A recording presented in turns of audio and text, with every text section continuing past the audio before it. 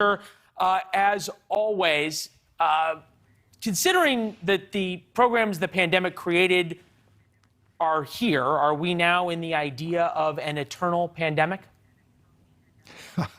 I'm just waiting for Dr. Fauci to furrow his brow and stroke his chin and decide whether or not we can have Christmas.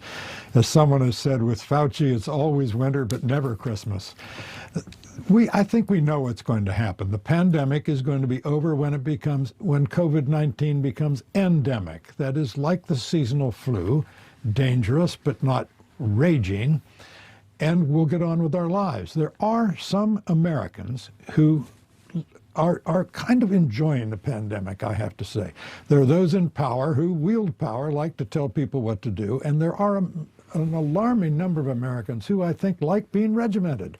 They like being told what to do.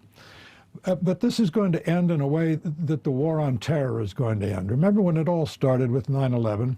We were warned, and we were rightly warned, that this is not going to be like World War II, where there'll be a decisive battle, a decisive end, and a signing ceremony on the deck of the battleship Missouri in Tokyo Bay.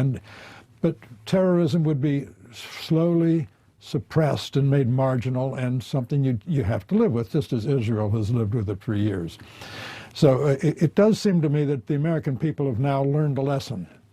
In 1953, the Salk vaccine came along and really ended the polio epidemic that had been the terror of American parents for years.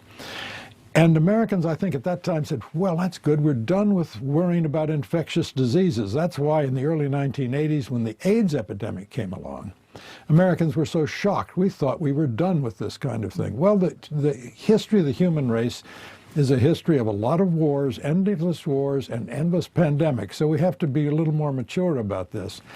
But I think we ought to take great pride and solace from the following. When AIDS came along, it took 4 years to identify the virus. It took a matter of weeks before Big Pharma, so often criticized, identified this virus and gave us a vaccine. So we've learned, that's what you do in crises. You go through them, you suffer a bit, but you also learn. Well, it seems as though what we've learned, though, at least so far, is that from a certain group of people, the goalposts tend to always keep moving. As you mentioned, Dr. Fauci, here he is. You'll need about 70%, maybe 75% of the people in the country vaccinating to get that umbrella of herd immunity. He's always right until he is proven wrong, often quickly. But it gets us back to this idea. Why the constant moving goalposts of what will get us out of this? Well, again, what we need is a mature understanding of what getting out of this means. Getting out of this is not zero COVID. If you pursue zero COVID, you become fanatical about it. And we'll never take our masks off, and we'll never see grandmother at Thanksgiving. The American people I think, have a more balanced understanding of this. We live with the flu every season. We get our flu shots. Every season, the flu kills thousands of people. It's a tragedy, but it's a fact of life. And it's something you try to mitigate the dangers, but you don't let your life be turned upside down by a regularly recurring difficulty. Now, you made a point about that there's people who enjoy the constant state of emergency. They derive power from it. Is there a political group that benefits from it? And if so, what do they extract before there is a political gain from then declaring the pandemic over? Well, I don't think they really want to get past the goal line on this. The people in power who are issuing the orders are in power because they like issuing orders. There are a lot of people who go into politics for the thrill of bossing people about. And frankly, there are people at the other end, on the receiving end of this power, who don't mind being bossed about.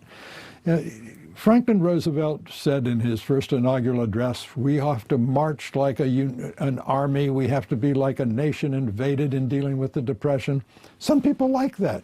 That's why presidents are forever declaring war on drugs, war on poverty, war on cancer, war, regimentation, people taking orders, commands from the top.